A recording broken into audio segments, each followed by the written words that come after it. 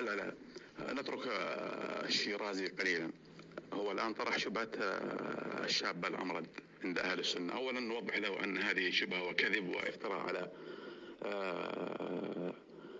شيخ الإسلام ابن تيمية، أن هذه افتراء وكذب، وسنوضح له ذلك ثم سنطرح عليه ما هو من كتبه. لكن أريد الرافضي هذا اللي اسمه يوسف يظهر الآن يقول أنا موجود، يظهر لي الآن ويقول أنا موجود. وعليك السلام ورحمة الله وبركاته. حياك الله شيخنا الحبيب أبا مازن. هو طرح شبهة الشاب الأمرد، فخلاصة القول عند أهل السنة قلنا له لعن الله من اعتقد أن ربه شاب أمرد. انتهت قصة الشاب الأمرد بالنسبة لأهل السنة. فآتيناه من كتبه كما في الكافي وغيره أن النبي صلى الله عليه وسلم رأى ربه في صورة شاب موفق.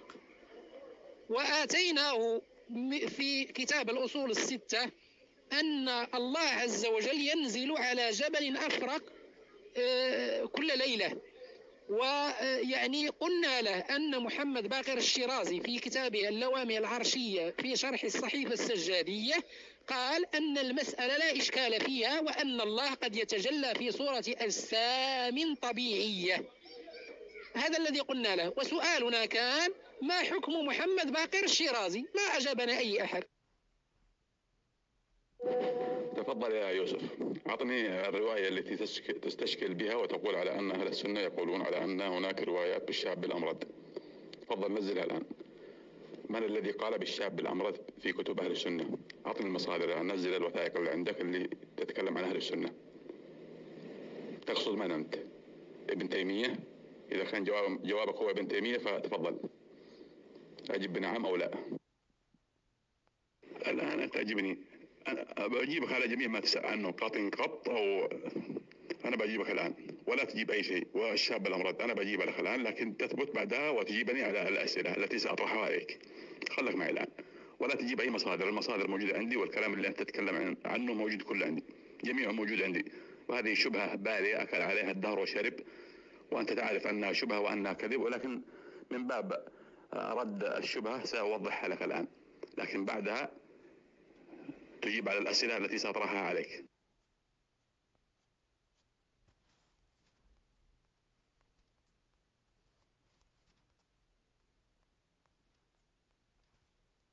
يذكر هنا في كتاب جامع المسائل لشيخ الإسلام ابن تيمية يقول: فإن ذكر لفظ الجسم في أسماء الله وصفاته بدعة لم ينطق بها كتاب ولا سنة، ولا قالها أحد من سلف الأمة وأئمتها. لم يقل أحد منهم إن الله جسم، ولا إن الله ليس بجسم، ولا إن الله جوهر، ولا إن الله ليس بجوهر. ولفظ الجسم لفظ مجمل، فمعناه في اللغة هو البدن. ومن قال إن الله مثل بدن الإنسان فهو مفتر على الله، ومن قال إن الله يماثله شيء من المخلوقات فهو مفتر على الله. ومن قال إن الله ليس بجسم وأراد بذلك أنه لا يماثله شيء من المخلوقات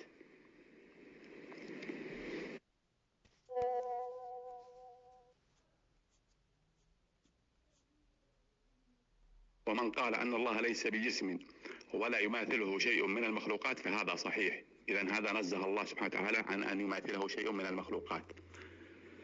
ثم يقول: أما خلنا أشوف إني ما أقرأ.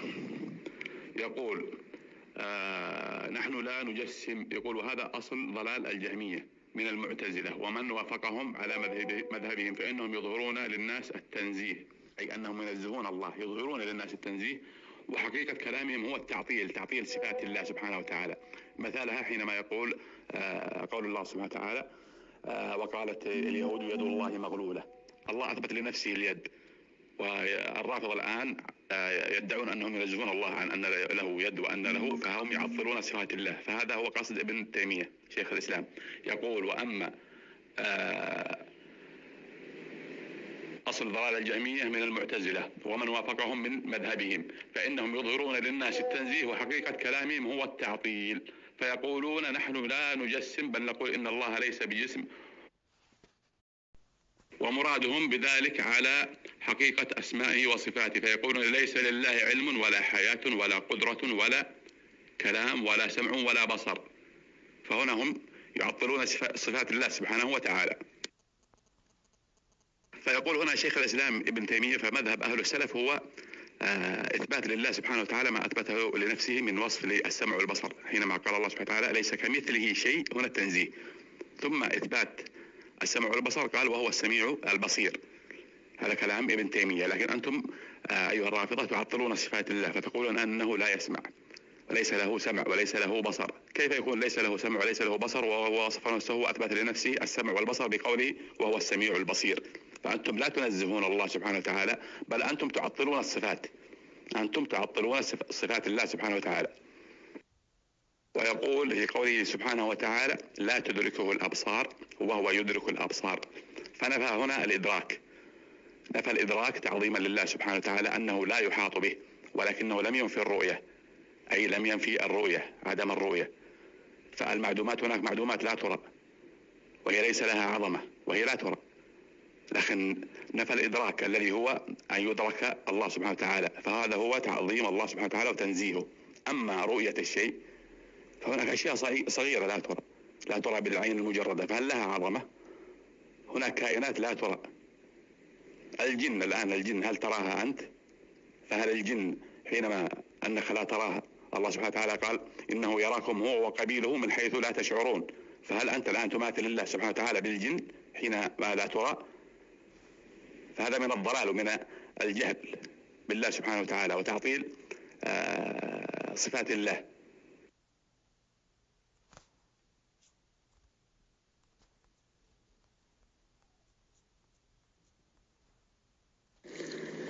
لا تستعجل، سأجيبك أنا، يعني دعني أجيبك على ما أوردت أولا ثم سآتي إلى هذه، لا أتطرق عليها.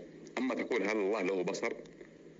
بماذا يبصر؟ بماذا يسمع؟ الله سبحانه وتعالى قال: فاصبر لحكم ربك إنك بأعيننا، إنك بأعيننا. فالله أثبت لنفسه العين. أما السمع قال الله سبحانه وتعالى في موسى، قال: فأوجس في نفسه خيفة موسى قلنا لا تخف والق ما في يمينك تلقف ما صنعوا إنما صنعوا كيد ساحر ولا يفلح الساحر حيث أتى. استغفر الله العظيم، عفوا. قال الله سبحانه وتعالى: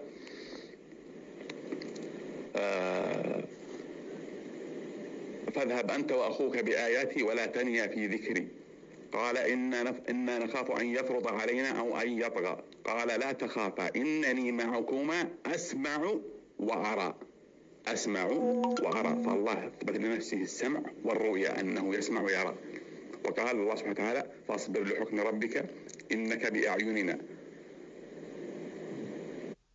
يقول على أن عائشة رضي الله عنها أنكرت رؤية العين، وأن ابن عباس أثبت رؤية الفؤاد، وهناك لا تناقض بين القولين، لا تناقض بين القولين. فهذا ردا على افترائكم على ابن تيمية على أنه يعتقد أن الرسول صلى الله عليه وسلم رأى ربه في هيئة الشاب الأمرد رؤية بالعين، وإنما كانت رؤية في المنام، رؤية منام. أيضا في كتاب جامع المسائل لابن تيمية يقول: أما رؤية النبي صلى الله عليه وسلم ربه بعين رأسه في الدنيا فهذا لم يثبت عن النبي صلى الله عليه وسلم ولا عن أحد من الصحابة ولا عن أحد من الأئمة المشهورين، لا أحمد بن حنبل ولا غيره، ولكن الذي ثبت عن الصحابة كأبي ذر وابن عباس وغيرهما والأئمة كأحمد بن حنبل وغيره أنه يقال رآه بفؤاده كما ثبت في صحيح مسلم، كما ثبت في صحيح مسلم. ثم يقول: والمنقول في رؤية العين في الدنيا عن النبي صلى الله عليه وسلم كله كذب موضوع باتفاق أهل العلم.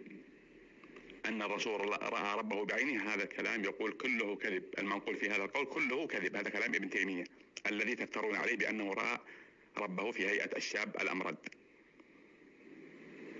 وإنما ذلك كان رؤيا منام، كان رؤيا منام. الآن انتهينا من تفنيد الشبهة، وعلى أن هذا كله ادعاء في ابن تيمية كذب لا أصل له من الصحة. الآن يأتي دورك أنت. الآن الدور عندك الآن في علل الشرائع للصدوق. طبعا سأتي لك بتوثيق الصدوق حتى لا تقول على أن الصدوق على أن الرواية هذه ليست صحيحة سأتي كان بالتوثيق. يقول فتجلى له عن وجهه حتى رآه بعينه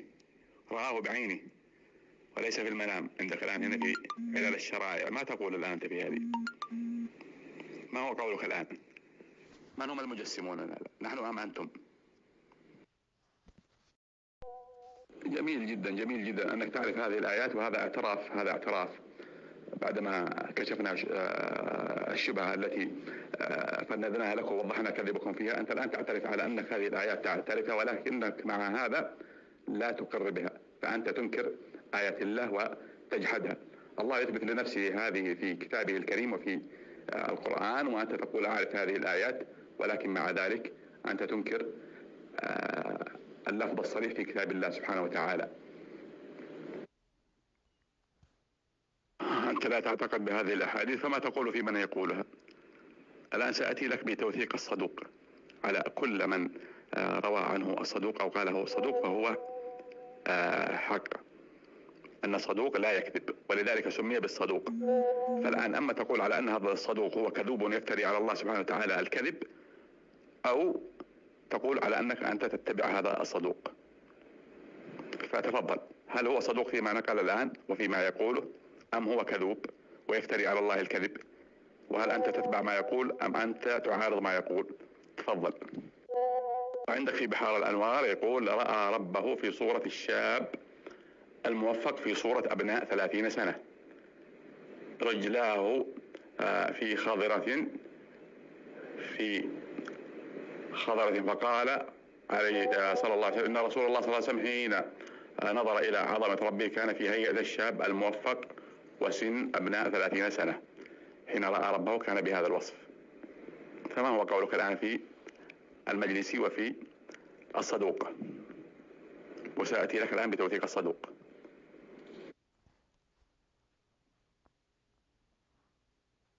الآن هنا يقول في الفوائد الطوسية على أن مجرد رواية الصدوق عن أي شخص فهذا يعتبر ثقة، لأن الصدوق لا يروي إلا عن من هو ثقة. فما هو قولك في أن الرسول رأى ربه بعينيه في علل الشرائع؟ ماذا تقول عن ذلك؟ الآن عندك في الفوائد الطوسية يوثقون كل من روى عنه الصدوق بأن الصدوق لا يروي إلا عن ثقة. فالآن هو يقول في علل الشرائع بأن الرسول رأى ربه بعينه. فماذا قولك في الصدوق؟ هل توافق الصدوق فيما قال في علل الشرائع بعدما أتينا لك بتوثيق الصدوق لكل من يروي عنه؟ تفضل أجب. أنا أسألك الآن في علل الشرائع، اتركني من هذه، ثم تأتي لي تقول على أن هذه الرواية تذكر هنا الخوئي على أن كلها ضعيفة ولا يعتمد عليها. إذا كانت ضعيفة أعطني تضعيف الرواة، أعطني اذكر لي من في السند ثم أعطني بتضعيفهم. لا تأتي تقول لي هذه ضعيفة، لا تأتي لي وتقول هذه ضعيفة. ائتني بمن هم في الرواية في رواية أبناء سن 30 من رووا هذا الحديث وأسانيده، ثم ائتني بتضعيف كل شخص على حدة. أما تضعيف مجمل هذا لا أخذ به. ولكن عندك الآن أن ترد على ما في علل الشرائع الذي ذكره أنه رأى ربه بعينه. ثم جئت لك من الفائدة الطوسية على أن كل من روى عنه صدوق فهو ثقة، أنه بمجرد رواية الصدوق عن أي شخص فمعنى هذا أن هذا الراوي ثقة. فما تقول الآن في قول الصدوق على أن الرسول رأى ربه بعينه؟ ما هو قولك الآن بعدما أتينا لك بتوثيق الصدوق على أن كل من روى عنه صدوق فهو ثقة؟ ما تقول فيما جاء في علل الشرائع للصدوق بأن الرسول رأى ربه بعينه؟ أجب على هذا السؤال واترك التهرب والمراوغة. تفضل. لا ما رديت. تترد في قول هشام الجواليقي، وأنا لم أتي لك بقول هشام الجواليقي، أنا جئت لك بعلل الشرائع، ما في علل الشرائع، وجئت لك بتوثيق الصدوق في الفوائد الطوسية. ثم هنا الخوئي يذكر يقول أن كلها لا يعتمد عليها، ولم تأتي لي بتضعيف الرواه واحدا. فاترك التهرب، اترك المراوغة. حينما فضحناك الآن بدأت بالمراوغة والهرب. أجب على ما في علل الشرائع. اخواننا اهل السنه والجماعه، الاخ ميلود اذا كان موجود او احد الاخوان اهل السنه، الزم الرافضي بالاجابه على ما ورد في علل الشرائع للصدوق بان الرسول راى ربه بعينه، بعدما جئنا له بتوثيق الصدوق لكل من روى عنهم الصدوق في الفوائد الطوسيه. اما ان يجيب او يعطوه تذكره اقلاع طيران، انا والله مشغول الان، مشغول. الزم الرافضي بالاجابه او اعطوه طيران مباشر.